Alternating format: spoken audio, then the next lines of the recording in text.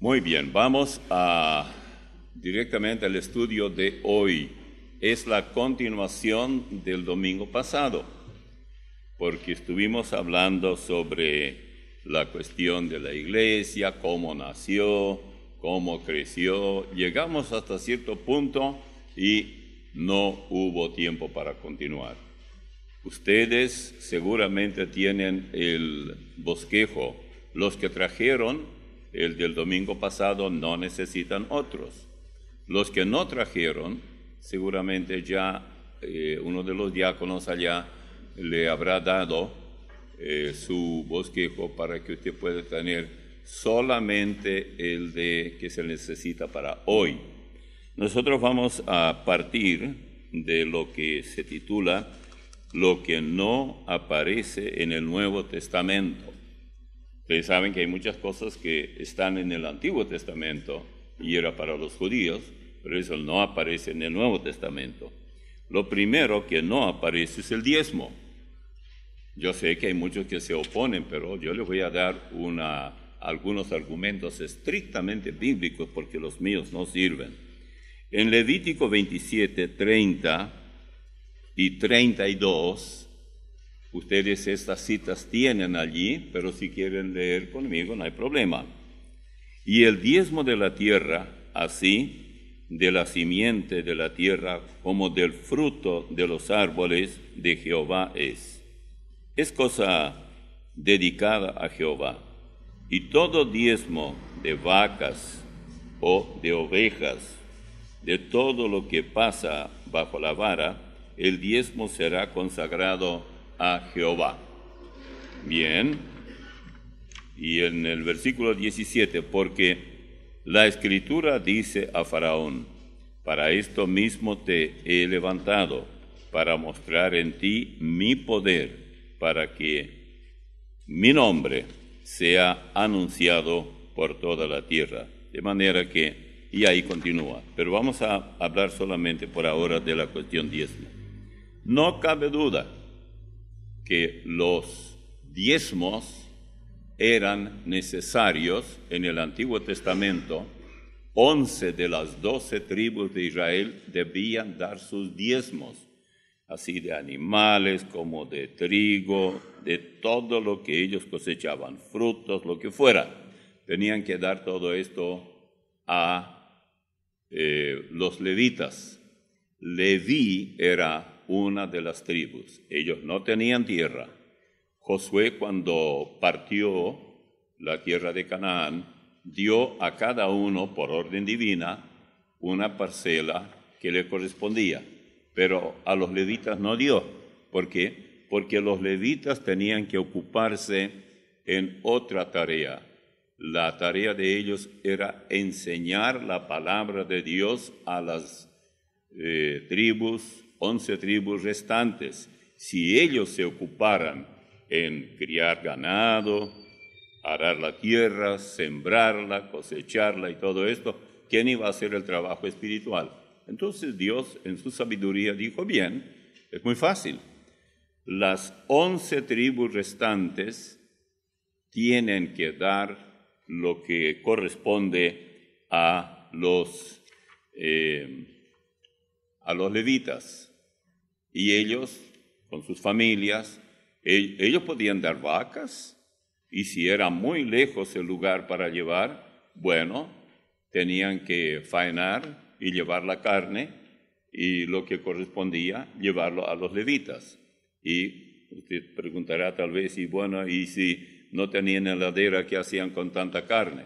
Bueno, primero los levitas eran muchos, era toda una tribu.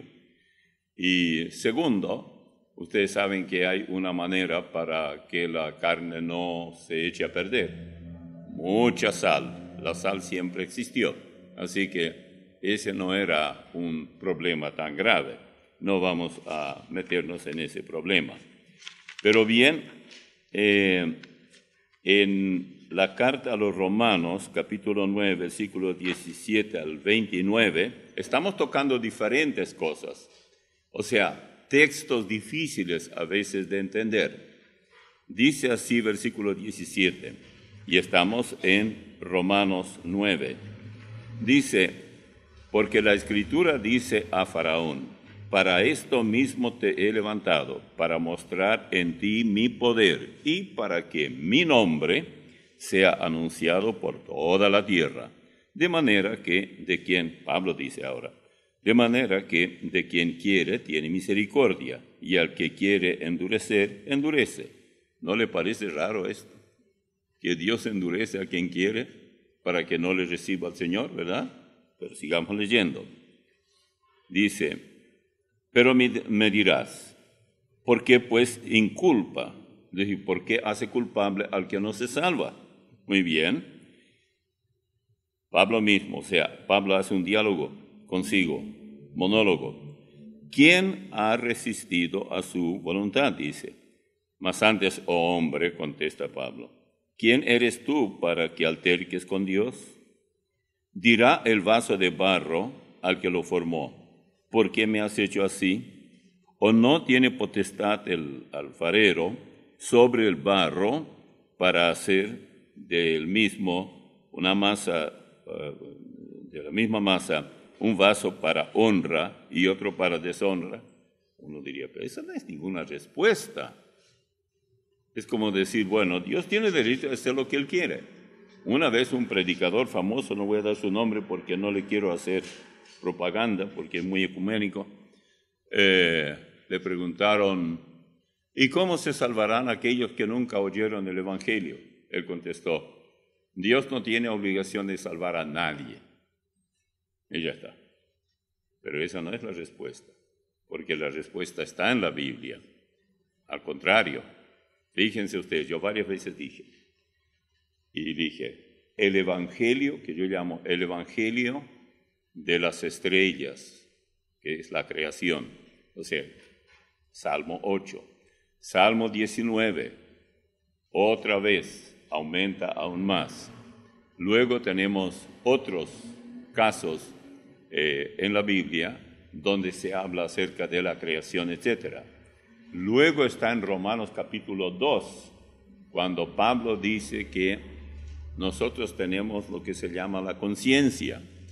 Y él dice que los paganos, usa la palabra gentiles, que es como se usa en el Nuevo Testamento, que no tienen la Escritura, quizás ni saben leer, pero tienen la conciencia.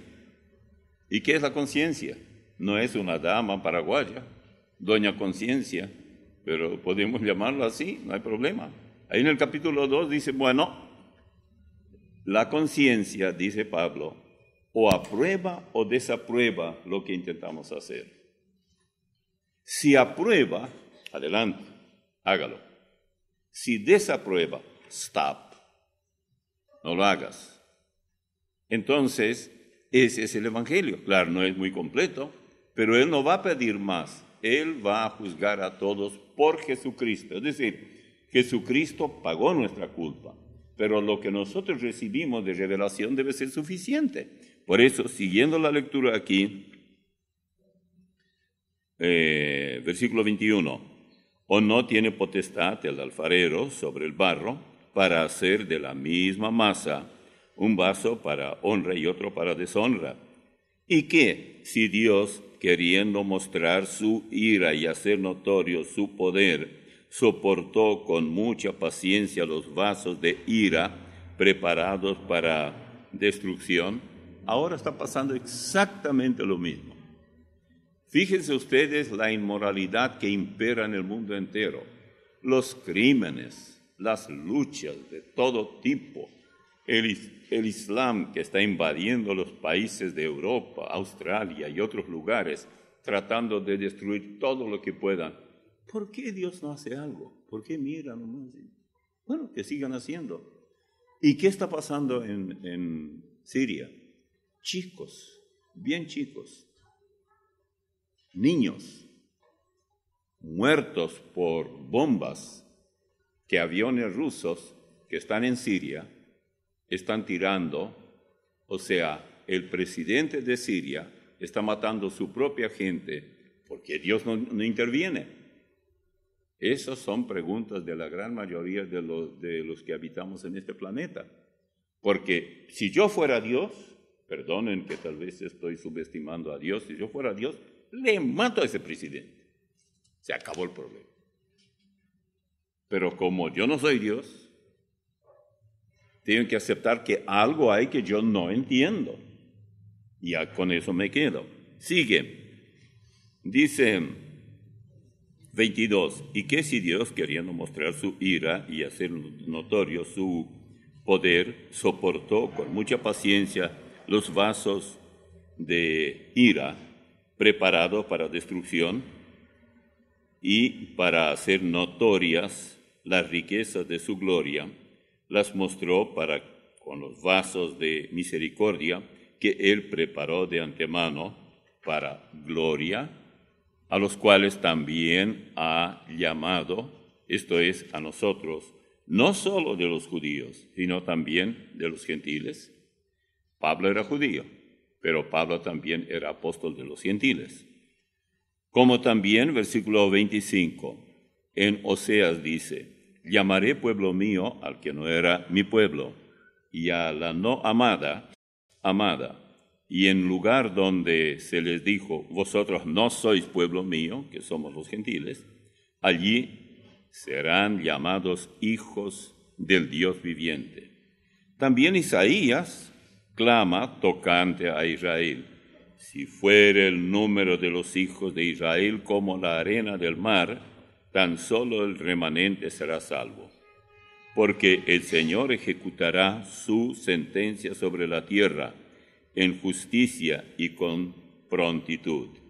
Y como antes dijo Isaías, si el Señor de los ejércitos no nos hubiera dejado descendencia, como Sodoma habríamos venido a ser, y a Gomorra seríamos semejantes. Esto en Romanos 9, 17 al 29. Este es un estudio que tenemos que tener en cuenta. Esto todo, en la forma que está, no se encuentra en el Antiguo Testamento, aunque una buena parte de lo que Pablo dice, sí, podemos verlo especialmente en la epístola o en el libro de Isaías. Luego pasamos ahora a otro problema donde muchos hermanos como que caminan y tropiezan. Algunos de ustedes saben cómo caminan los caballos viejos en su último agosto. Porque en esta zona los caballos mueren más o menos en esa época. Nunca monte un caballo de ese porque puede caer en cualquier momento. El caballo cuando está sano está clac, clac, clac, clac, clac, clac, clac, y hay que ver. Pero en el último agosto ya va estirando sus patas traseras. La delantera todavía va, pues si no, ¿qué sería? Entonces la trasera ya no tiene fuerza para levantar. Bueno, yo no sé por qué nos metimos en esa parte del caballo, pero no importa, vamos a continuar. Estamos con problemas porque algunos textos de la Biblia no los entendemos y de repente buscamos a alguien que, comillas aquí, entiende. Entonces creemos que eso está bien. Vamos a escudriñar de Santiago 5, 13 al 20. Vamos a leer un poco aquí. ¿Está alguno entre vosotros afligido? Haga oración. ¿Está alguno alegre? Cante alabanzas. ¿Está alguno enfermo entre vosotros? Llame a los ancianos de la iglesia y oren por él ungiéndole con aceite. Y en el nombre del Señor. Y la oración de fe salvará al enfermo. Y el Señor lo levantará. Y si hubiere cometido pecado, le serán perdonados. Confesaos vuestras ofensas unos a otros y orad unos por otros para que sean sanados. La oración eficaz del justo puede mucho. Elías era hombre sujeto a pasiones semejantes a las nuestras y oró fervientemente para que no lloviese y no llovió sobre la tierra por 3 años y 6 meses. Y otra vez oró y el cielo dio lluvia y la tierra produjo su fruto. Hermanos, si alguno de entre vosotros se ha extraviado de la verdad y alguno le hace volver, sepa que el que haga volver al pecador del error de su camino, salvará de muerte un alma y cubrirá multitud de pecados. Bueno, ¿cuáles son los problemas aquí? Hay varios. Hay problemas por toneladas en este texto, si no prestamos atención. Lo que Santiago está diciendo es esto. Cuando alguien está enfermo, y allá no era cuestión, bueno, vamos a emergencia y ahí hay médicos y todo esto, y vamos a sanarnos ahí nomás, o a la farmacia y bueno, compramos algo, pedimos al farmacéutico si tiene algo. No, aquí se trata de un caballero que era miembro de la iglesia y estaba en cama, estaba mal. Y supongamos que la esposa estaba bien. Iba, se congregaba con los hermanos y le pregunta al anciano de la iglesia, que viene a ser el pastor, hermana, su esposo, ¿por qué no viene? Oh, él está mal de salud. ¿Qué le pasa? No sé. No se puede levantar. Y él pidió, si fuera posible, que algunos ancianos vinieran ahí a nuestra casa para hablar con ellos y que oraran por él. A veces tan fácilmente decimos, oh hermano, fulano está enfermo, hay que orar por él. Y ya oramos. Somos loros en eso. No servimos, no entendemos lo que es la oración. ¿Qué estamos haciendo? ¿Estamos orando para que siga pecando? Seguramente. Porque lo que ellos hicieron, al leer esto con cuidado, dice, ¿está algún enfermo? Versículo 14. Entre vosotros, llame a los ancianos de la iglesia y oren por él. También dice, después de la coma, ungiéndole con aceite en el nombre del Señor. Y la oración de fe, dice, salvará al enfermo y el Señor lo levantará. Y si hubiera cometido pecado, ¿para qué pecados aquí? Si este ya era hermano, ¿por qué dice que la oración de fe salvará y no dice sanará?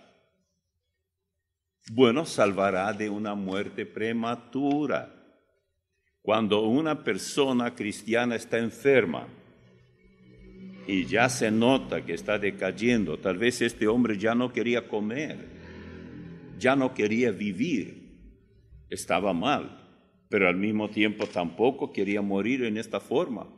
Algo le molestaba, algún pecado no confesado y por ende no abandonado. Entonces, él dice, por eso después del punto y coma dice, y si hubiera cometido pecado, es decir, en relación a la enfermedad. No todas las enfermedades son producto de algún pecado en particular, no. Todas las enfermedades son producto del pecado de nuestros padres, Adán y Eva, pero decir que toda enfermedad, como hoy predican algunos de los carismáticos, tú no tienes que decir que estás enfermo. Di que estás bien, que estás sano, y ya está. Siempre. Aunque no estés sano, tienes que decir estoy sano, estoy bien. Es malo, es dañino decir estoy enfermo, y es dañino también, dicen ellos, decir soy pobre. El Hijo de Dios debe estar rico, pero hay que decir la palabra con poder. Estoy rico, rico, rico. ¿Y cuánto tiempo tengo que decir? Tantas veces cuantas sea necesaria para que creas en tu propia mentira. Una vez que tú ya crees que es verdad, puedes parar. Y si no, igual no soy rico, bueno, hay que esperar un poco. ¿Esperar cuándo? Eso nadie sabe. Bueno, tal vez para los nietos, que todavía no nacieron. Bueno, entonces, si este es el caso, lo que aquí pasó, vamos a imaginar el cuadro. Llegan los ancianos. Vamos a decir que son 3 o 4 o 5 de ellos. Pues está en plural. Se acercan a él, no oran, conversan y le dicen, hermano, ¿qué le pasa? ¿Qué es lo que le duele? Oh, me siento muy mal. Ya hace noches que no duermo, no quiero comer, tengo fiebre y me temo que estoy en mis últimos días ya en la cuenta regresiva. ¿No pensó usted que su pecado puede ser producto, o su enfermedad puede ser producto de algún pecado en particular. No es que uno va a hablar así nomás, ¿no? No sé. Bueno, si usted no sabe, ¿quién sabe? Yo, diría el anciano, yo sé que Dios sabe. Porque si ustedes leen con cuidado, vean, dice que, y si hubiere cometido, la segunda parte del versículo 15, si hubiere cometido pecados, ¿quién no comete pecados? Sea salvo o no, es pecador. Usted es pecador y si es una dama es pecadora, pero salva, pero pecadora. Todos somos pecadores. Por eso aquí el letrero dice, Iglesia Bíblica Misionera solo para pecadores, salvos o no. Porque ese es el caso. Alguien me dijo cuando yo dije que voy a poner ese letrero allí, al lado, después no lo puse porque había tantos gajos allí, árboles, yo dije no. Y miró después y había algo escrito. Y usted realmente pone eso. ¿Y para qué voy a mentir? ¿Acaso no somos salvos y pecadores? Por supuesto que sí. Entonces se puede pecar. Bueno, yo no necesito decirle sí o no. Usted lo hace de cualquier manera. No me pide permiso y dice, pastor, soy fulana de tal, quiero pecar, ¿me da permiso? Eso nadie hace. Pero al saber que somos pecadores, en este caso el cuadro es muy diferente. El cuadro ese sí es similar, pero tiene algunos detalles que hay que reconocer. Y estos son, ellos no oraron en el momento. No dice, ellos oraron después tal vez, pero no oraron en el momento. Por eso dice, y si hubiere cometido pecados, y el renglón seguido, versículo 16, confesaos vuestras ofensas unos a otros y orad unos por otros para que seáis sanados. No dice salvos, sino sanados de la enfermedad. Bueno, esto era lo que hay que hacer. Entonces cualquiera de ustedes que es joven y que piensa, aspira a ser pastor el día de mañana, y esto le va a ayudar mucho. Haga la prueba. Y entonces usted dice, bueno, tal vez el anciano más respetado, de mayor edad y todo esto, y más versado, o como dice aquí, letrado. Entonces, al que más respeto le tienen y ya tiene experiencia, le diría, hermano, dígame por favor. Y por eso es tan importante que los ancianos, el pastor y los diáconos sean personas, tengan cierre y relámpago aquí. No digan nada a nadie, ni aún a su esposa. Yo aprendí eso hace años. Iba a visitar a alguien y si la persona me hablaba de sus pecados y todo eso, yo oraba por esa persona, pero nunca contaba eso ni siquiera a mi esposa. Porque el hermano tiene que saber que esto queda entre el Señor, el hermano y el pastor o el anciano. Entonces, si él decía, bueno, sí, el hermano puede preguntar, dime, ¿qué es lo que pasó? Y bueno, yo tengo otra mujer por ahí. Es muy común eso. Es menos común que la mujer diga, yo tengo otro hombre por ahí. Pero muy común al revés. Y el hermano va a decir, ¿qué quieres hacer ahora? Porque ahora con todo el dolor y sufrimiento y la muerte le estaba mirando directamente, está asustado. Dice, bueno, la muerte se me viene encima porque lo que estoy sufriendo yo nunca sufrí. Entonces tengo que confesar, mire hermano, pasa tal y tal y tal cosa. O puede ser otra cosa. Si tiene un negocio, está estafando, está mintiendo en el informe que da de sus impuestos y todo eso, lo que fuera. Bueno, el hermano va a decir, ¿usted está arrepentido por eso? Sí. ¿Está dispuesto a dejar eso? Sí. Yo no quiero continuar así. Bueno, si usted se arrepintió, ahora sí vamos a orar. Y entonces ellos pueden poner la mano sobre él. El hecho de imponer las manos tiene su significado. No es que mi mano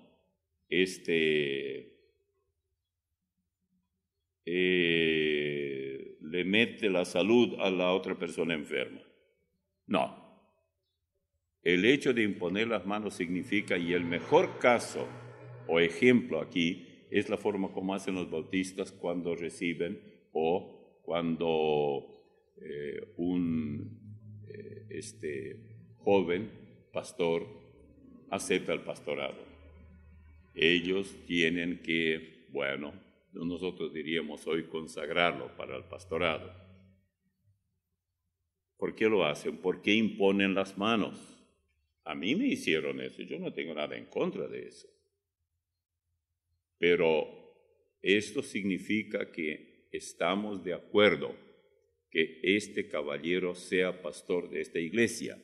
Una vez que los diáconos que lo hicieron, que lo consagran para el ministerio, están de acuerdo, la iglesia va a aprobar.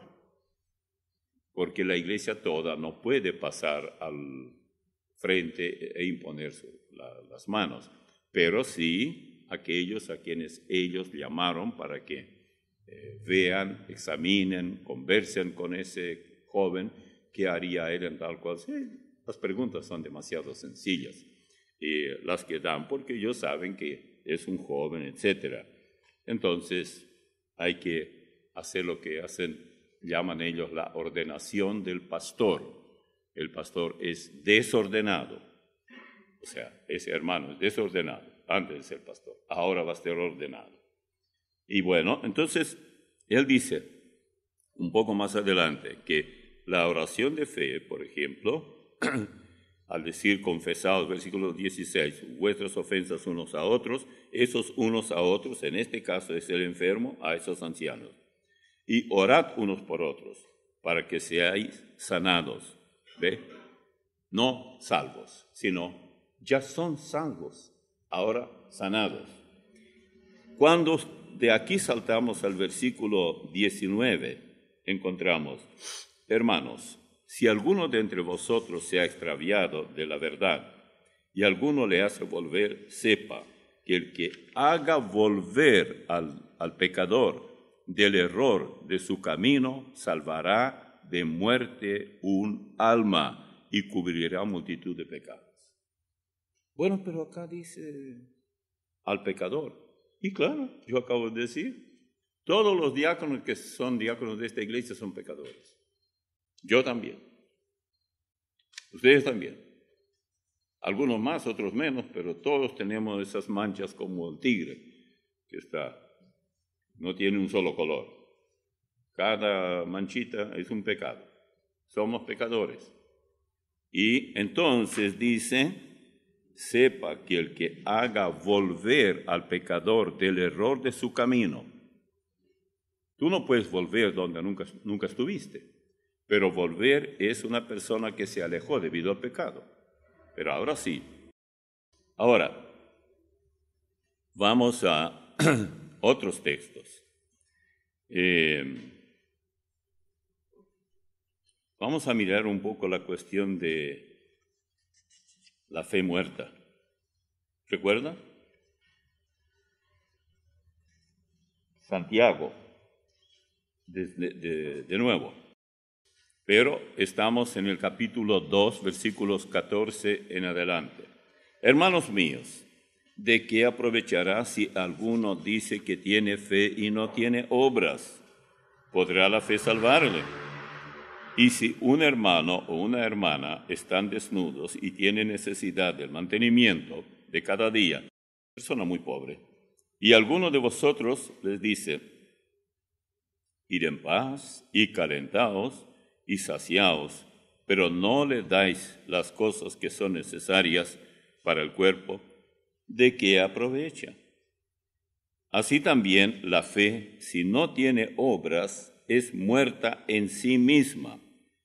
Pero alguno dirá, tú tienes fe y yo tengo obras. Muéstrame tu fe sin tus obras, y yo te mostraré mi fe por mis obras. Hay que recordar bien que aquí no dice, explícame tu fe. Explicar es mucho más difícil que mostrar. Entonces, sigue diciendo en el versículo 19, tú crees que Dios es uno, bien haces, también los demonios creen y tiemblan. Muchos se asustan de esta expresión de Santiago. Mas quieres saber, hombre vano, que la fe sin obras es muerta. ¿No fue justificado por las obras Abraham, nuestro padre, cuando ofreció a su hijo Isaac sobre el altar? ¿No ves que la fe actuó juntamente con sus obras? ¿Y que la fe se perfeccionó por las obras? Y se cumplió la escritura que dice, Abraham creyó a Dios y le fue contado por justicia, y fue llamado amigo de Dios. Vosotros veis que el hombre es justificado por las obras y no solamente por la fe. Esto es lo que muchos no saben qué hacer con esto. Y esto está en el versículo 24. Si tenemos en cuenta en qué contexto está, que está en los versículos anteriores que recién leímos, cuando él dice que el que tiene fe pero no tiene obras, tiene la misma fe muerta que también los demonios tienen. Pero él no dice que la persona es muerta o está muerta, sino tiene fe muerta. Y yo creo que la mejor manera de explicar esto es tener en cuenta que, por ejemplo, nosotros tenemos, digamos, hay alguien que puede tener cierto capital y dice, bueno, recibí tanto y cuánto, millones y millones. Y teme invertir, porque dice, y si invierto en algo, no sé cuántos de ustedes miraron alguna vez cómo la gente se fija en la bolsa de valores. Un hermano mío vivía en una zona, bueno, ayudaba a un hombre que tenía un Rolls Royce y él lo manejaba. Y es un lujo de aquellos. Y decía, yo manejaba y miraba y él siempre estaba leyendo el diario, esas letritas chiquitas de números y todo. Claro, él estaba leyendo a ver cómo iba la bolsa de valores, porque él invertía en algo y la gente se fija, ¿estoy ganando? ¿Va bien? ¿Se percibe aumento en esto o caída? Y muy difícil.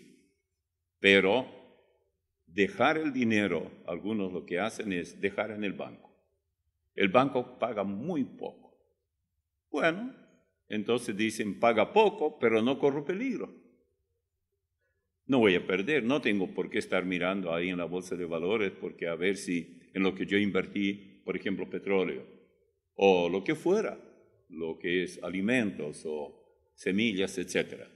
Bueno, yo no invertí, así que no voy a perder porque no invierto. Fe sin obras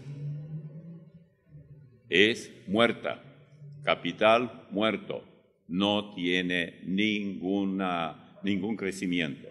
¿A qué se debe que hay gente que no invierte? Temor. Temor de no perder lo poco que tienen. Dice, bueno, y algunos incluso piensan que es pecado. No, no es pecado. Si usted invierte, hay en la Biblia textos bíblicos donde el Señor habla de cierto amo que dio dinero, capacidad a ciertas personas. Por ejemplo, a uno le dio 500, a otros le dio 50 y así poco a poco. Pero el que más recibió, los dos primeros, duplicaron. Y el último que recibió poco, Señor, esto es tuyo, tú me diste, yo lo escondí en un lugar seguro y tuve miedo, porque sabía que tú eres muy severo en esto. Tú eres capaz de recoger lo que no sembraste, cosechar lo que no es tuyo. Así que yo Para no perder todo, aquí lo tienes. Bueno, siervo malo y negligente, le dice. Y ese hombre perdió todo. Y lo poco que tenía, que había recibido, se le dio al que duplicó. 2 de ellos duplicaron, el otro nada. Ahora, versículo 23, dice en Santiago 2. Y se cumplió la escritura que dice, Abraham creyó a Dios y le fue contado por justicia y fue llamado amigo de Dios. Nunca olviden que creer en Dios no es lo mismo que creer a Dios. Usted cree en Dios cuando cree que Dios existe, por supuesto. Pero cuando usted cree a las promesas de Dios, en nuestro caso, por ejemplo, que Él se humanó, vino en la persona de Hijo de Dios, se dio a sí mismo en rescate nuestro, para que todo aquel que en Él cree no se pierda, mas tenga vida eterna. Eso es creer a Dios. Por eso nosotros decimos en cualquier momento, Él volverá y recogerá a los suyos, llamará a los suyos a su presencia. Predicamos que la iglesia no tiene por qué temer a la gran tribulación, que ya estamos, creo yo, muy cerca de eso, porque la iglesia partirá antes a la presencia de Él. Es creer a Dios. Tenemos que tener muy en cuenta. Y esto fue Abraham. Dios le dijo, mira Abraham, primero le dijo, tienes que ir a la tierra que yo te diré a dónde. Él no hizo ninguna pregunta. ¿Cómo es la cosa? ¿Cómo voy a llegar? ¿A cuántas millas o kilómetros queda esto de aquí? ¿Y dónde voy a vivir allí? ¿Dónde me voy a hospedar? Nada. Cuando ya estaban en la tierra donde fueron a Canaán, desde Babilonia, desde esa zona, y bueno, un día que tanto amaba a su hijo Isaac, dice, tienes que sacrificarlo, degollarlo en sacrificio.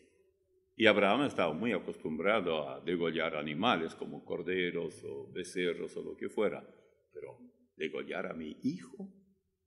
Pero como estaba muy familiarizado con la forma como Dios habla, porque él conocía a Dios y sabía que no podría estar diciéndole una cosa por otra.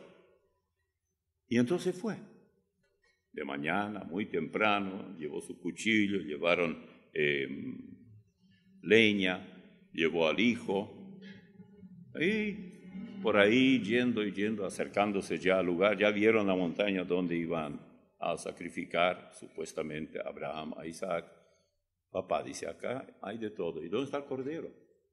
Y él dijo, Dios se proveerá de cordero. Ahora, allá en Hebreos, años después el autor a los Hebreos escribe y dice que Abraham creía que Dios era capaz de resucitar a Isaac aunque él lo sacrificara. Pero no necesitó sacrificarlo, porque cuando él creyó a Dios, afiló bien la espada y la levantó para separar la cabeza del resto del cuerpo, un ángel se lo impidió, no lo pudo hacer, y no lo hizo. Y él miró por ahí y vio que un cordero se estaba tratando de salir de un matorral. Llevó a ese cordero y ofreció ese cordero. Ese cordero es el símbolo del Cordero de Dios que quita el pecado del mundo. Creer en Dios y creer a Dios. ¿Cuántos de nosotros creemos en las doctrinas bíblicas? Le creemos a Él. Es tan importante que estemos muy firmes en esto y cada vez es más necesario.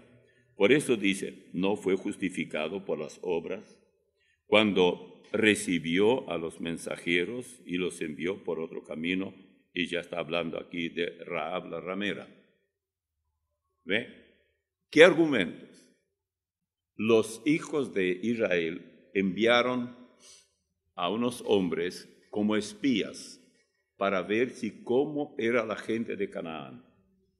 Y ellos fueron y no tenían una mejor idea que entrar en la casa de una ramera, porque allá los hombres iban, ustedes saben por qué iban.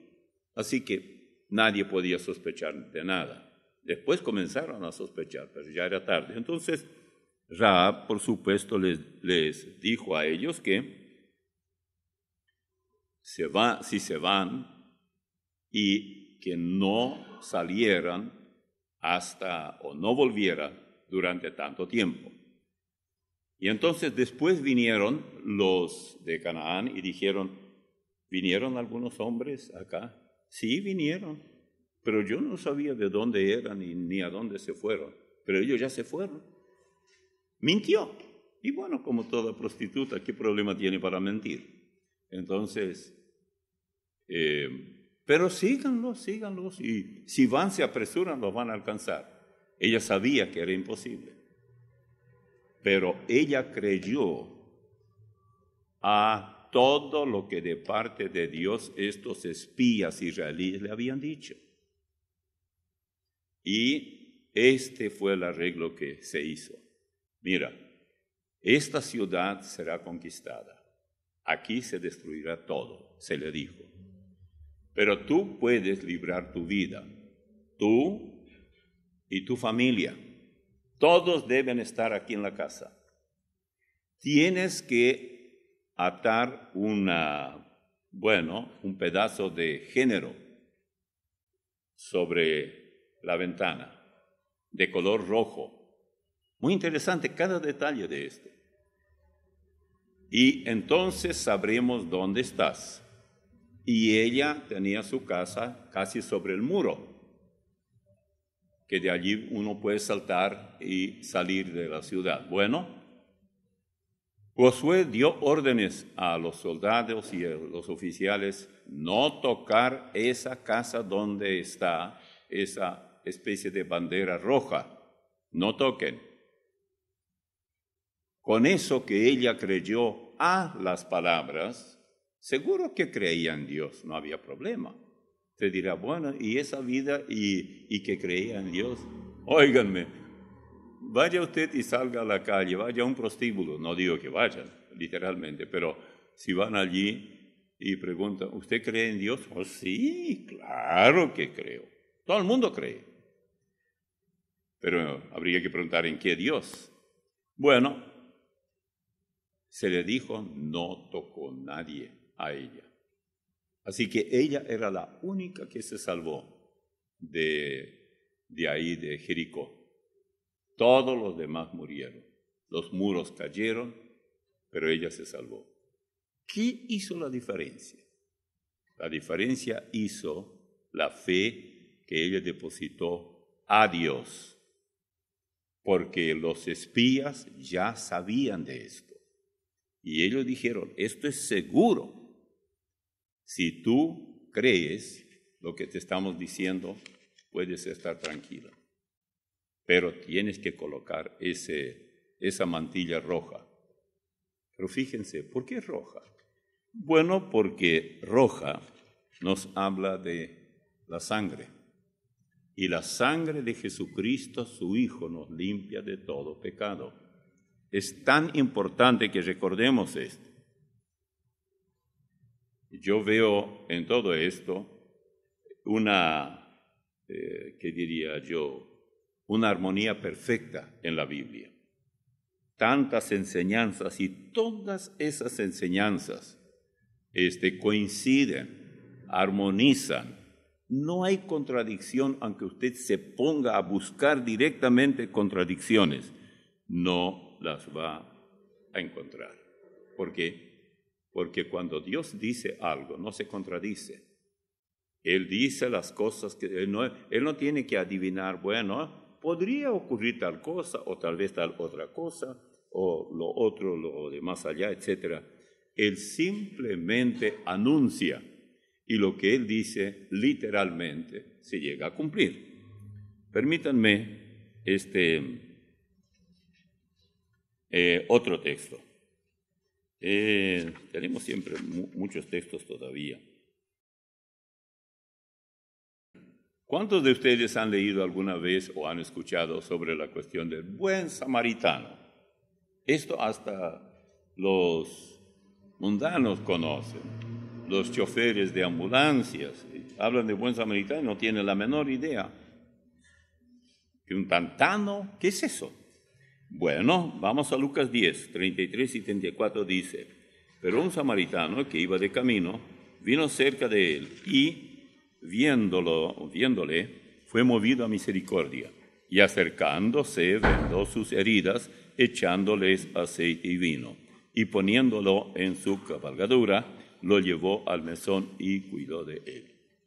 Antes del samaritano ya habían pasado el sacerdote y el levita, y vieron al malherido, pero no hicieron nada por él. Pero vino el samaritano. Ahora, ¿qué diferencia había entre el samaritano y entre los dos anteriores? La diferencia grande era que los samaritanos eran muy odiados. ¿Por qué los odiaban? Bueno, especialmente los israelíes los odiaban, porque eran parte de los hebreos mezclados con gentiles. Por ejemplo, en la época después que murió Salomón, su hijo tomó el poder y era tan inútil que las tribus, 10 de ellas, salieron, 2 se quedaron en la parte sur y el resto se fueron al norte y convirtieron a Samaria en su capital. Pero de ahí en adelante ellos se mezclaron mucho con los gentiles y, en fin, con los que no eran hebreos, y ya tenían un pueblo que nada tenía que ver con los hebreos. Entonces, sin embargo, este samaritano hizo lo que aquellos que debían haber hecho algo no hicieron. Él bajó de su cabalgadura, apagó el motor, llevó el medicamento que tenía consigo, se acercó al malherido, vendó sus heridas, hizo todo lo que en emergencia se hace y lo llevó a un mesón. Ahora, el mesón era un lugar donde se podía hospedar y se podía recibir una especie de primeros auxilios y cosas por el estilo. Y allí dijo: cuídamele al mesonero, y yo cuando vuelva para retirarlo, te pagaré. Te doy un denario, y si gastas más, yo te pagaré cuando vuelva. Así que no te preocupes por eso. Él hizo lo que no tenía por qué hacerlo, pero él hizo. ¿Por qué hizo? Porque a pesar de ser despreciado como samaritano, él, sin embargo, no fue despreciado por Dios. Y Dios no le permitió pasar de largo. Los otros pasaron sin ningún problema, porque se creían muy, muy verdaderos, salvos. De ahí es tan importante tener este cuadro en cuenta cuando hablamos de Santiago capítulo 2. Lo que allí se dice acerca de aquel que es ayudado por quien sí creía que las obras tienen su parte también, tienen su valor también. ¿Cuánta gente, si pensamos por un momento, llegan a escuchar el Evangelio, llegan a recibir a Cristo por una conducta que recibieron de parte de quienes no creemos que somos salvos por obras? Pero de repente las obras nuestras en bien de esa familia o esa persona resultan ser la llave para llevarlos a Cristo. Claro que no tenemos que pretender que siempre vamos a pasarnos haciendo bienes como la Madre Teresa, que tanto, y como en inglés, como no pronuncia bien, dice Madre Teresa. Bueno, madre o no, a mí poco me importa eso, pero ella nunca conoció a Jesucristo como Salvador personal, pero tuvo mucha alabanza de parte de quienes, bueno, están para elogiar a quienes hacen buenas obras. Yo no digo que ella no hacía buenas obras, en cierta medida sí, recogía muchísimo dinero y muy poco de eso daba a los pobres. ¿Por qué? Porque no tenía de ninguna manera la fe que necesitaba comunicar a las personas que recibían ayuda, que podrían ser huérfanos, ancianos, etc. Pero bueno, la cuestión no es necesariamente esa. Tenemos que aprender que las buenas obras son parte de la vida cristiana. Todos nosotros tenemos que aprender esto. Cuesta. Yo no digo que es fácil. Yo no digo que yo me paso la vida haciendo buenas obras. Pero sí, descartar todo esto es incorrecto. Eliseo volvió a Gilgal cuando había una grande hambre en la tierra, dice en segundo libro de Reyes 4, versículo 38.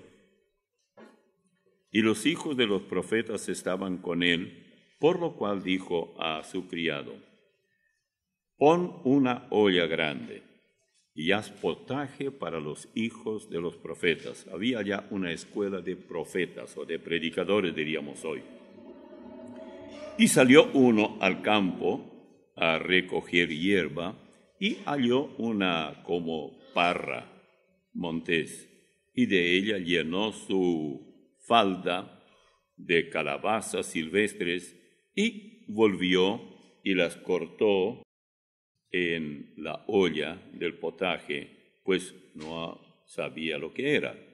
Después sirvió para que comieran los hombres, pero sucedió que comiendo ellos de aquel guisado, gritaron diciendo: varón de Dios, hay muerte en esta olla.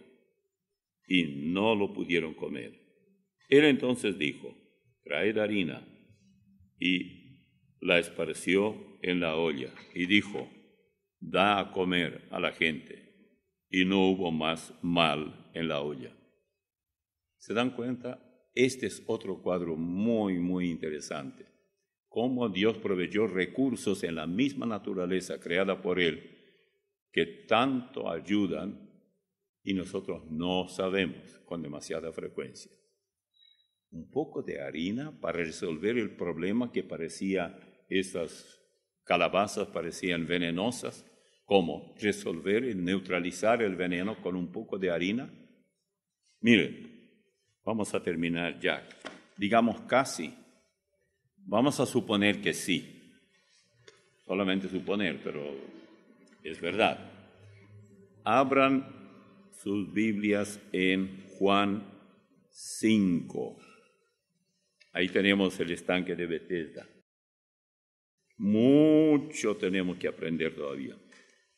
En este estanque de Betesda, dicen los primeros versículos: después de estas cosas había una fiesta de los judíos y subió Jesús a Jerusalén. Y hay en Jerusalén, cerca de la puerta de las ovejas, un estanque llamado en hebreo Betesda, el cual tiene 5 pórticos.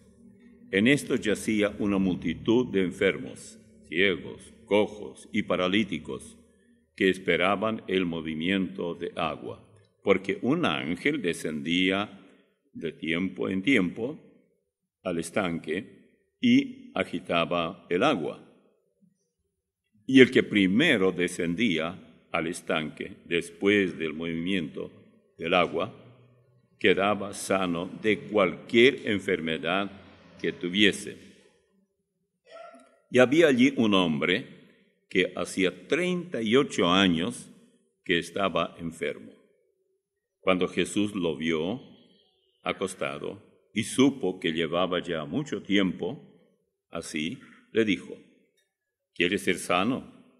Señor, le respondió el enfermo, no tengo quien me meta en el estanque cuando se agita el agua. Y entre tanto que yo voy, otro desciende antes que yo.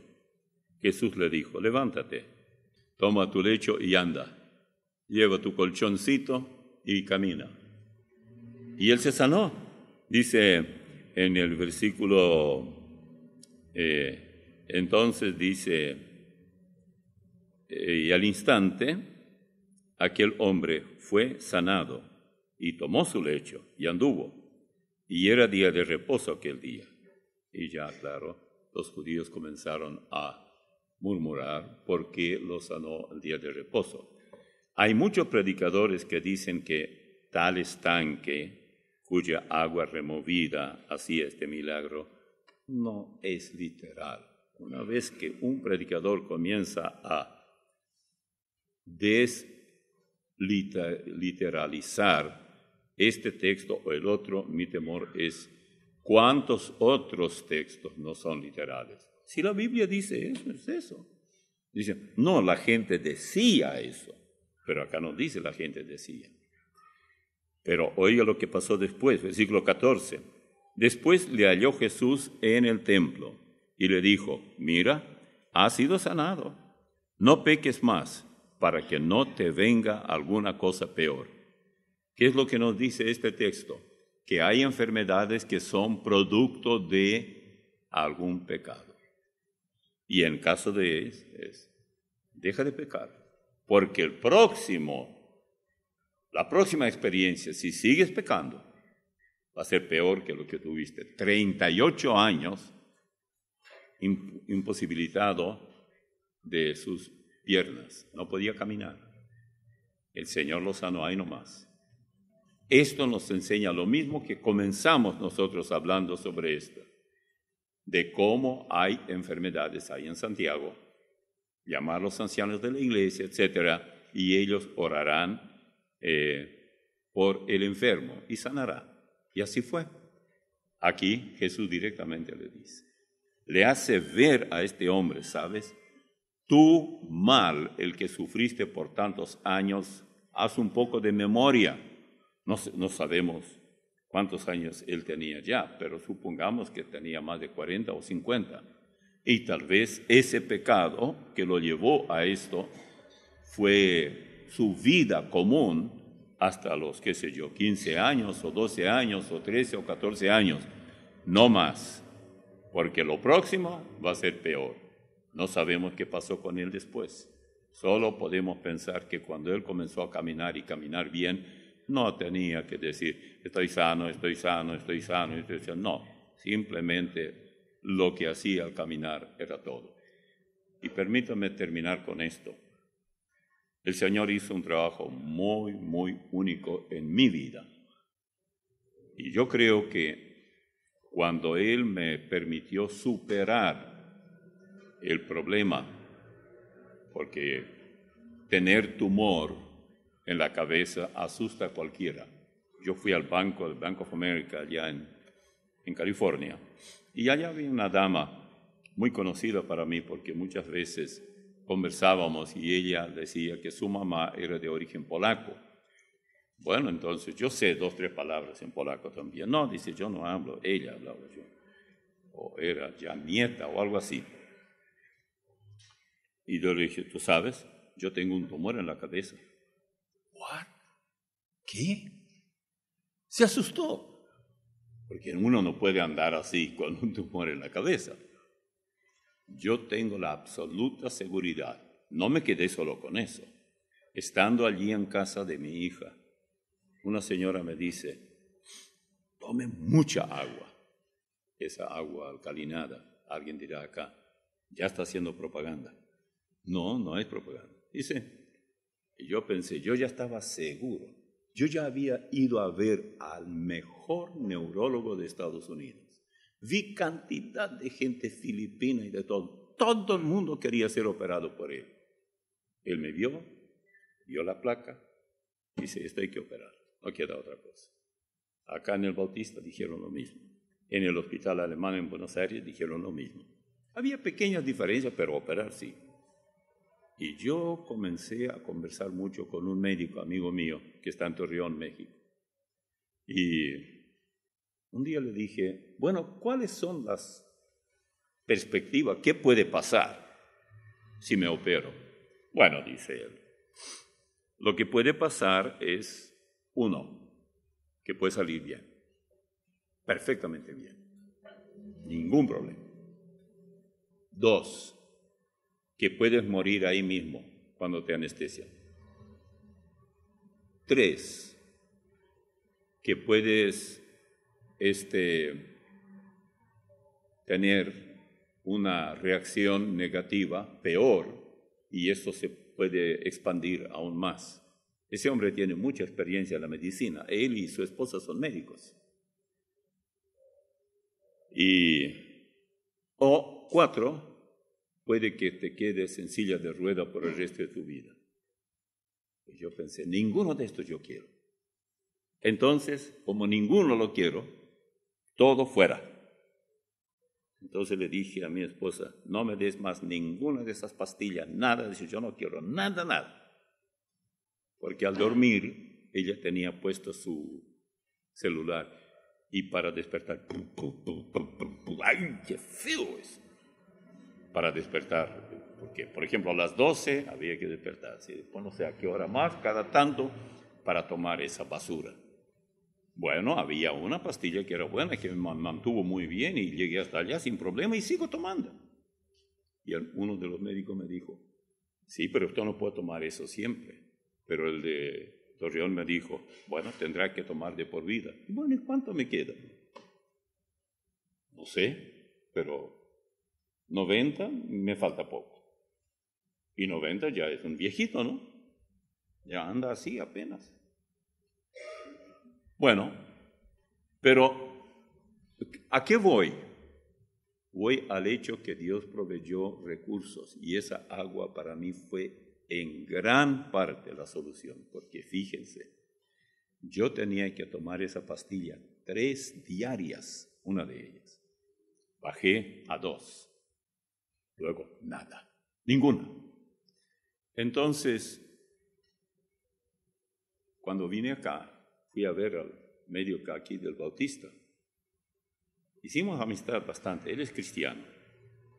Entonces le dije, mira, pero dice, desde febrero, principio de febrero, y ya era junio, pues ya hace 4 meses que usted no toma. ¿Y qué hizo? Bueno, comencé a hablar del agua, pero vi que él estaba mirando algo así. Usted habla al médico así, algo de natural, y ya no quiere saber nada, simplemente. Lo único que entiende es bisturí y fármacos. No le digan al doctor que yo dije eso. Así es lo único que... Enseguida, medicina tal o cual. No. Entonces digo, bueno, entonces lo único, yo quiero una tomografía, pero solamente así para ver qué pasó. Y lo hice allá mismo. Él miró y dice, está cauterizado. Y ustedes saben qué quiere decir eso. Pablo escribe a Timoteo y dice, mente cauterizada. Así que la mía no es la mente, es el intruso. Sí, es el intruso que se metió allí. Así que, ¿qué problema? Y yo estoy seguro que estas cosas que Dios ha creado, nosotros nos alimentamos a veces peor que los puercos. Esos transgénicos, un problemón. Si Dios permite recibir más información, mañana mismo, a través de Radio América, volveremos a hablar. Un hermano me llamó y se enojó mucho. Dice, usted puede hablar mucho de Biblia y de todo eso, porque hay un film, que creo que allí lo tienen, hecho en México, yo lo vi hace mucho tiempo, en una ciudad, una aldea realmente en México, estaban hablando, llorando la gente. Acá dice, la gran mayoría desde que vino Monsanto con toda su santidad, murieron la mayor parte de la gente de cáncer, todos de cáncer. Y ayer mi hija me decía, se han hecho pruebas con ratas y cuando comen eso, las ratas enseguida tienen tumores en el estómago por todas partes y mueren muy pronto. Y es lo que ya leímos en otros lugares. Están alertando a la gente que no use eso. Entonces dicen, bueno, ¿y qué vamos a hacer? Y los que producen los transgénicos, los que usan la semilla, ni semilla pueden comprar. No hay. Entonces tienen que usar eso y ese es su ingreso. ¿Qué van a hacer? Hay nuestros hermanos allá que viven en la zona de Itapúa y ellos hacen ese trabajo. Sin embargo, Paraguay no es el que más vende de esto. Brasil, de aquí de América del Sur, es el que menos vende eso. Paraguay le sigue. Y, no obstante, yo veo esos camiones tremendos que cargan, a menos que sea otra cosa, pero todo es transgénico hoy en día. Y eso es para matar. Entonces, el Señor, sin duda alguna, debe, aún por esa causa, recoger muy pronto a sus hijos.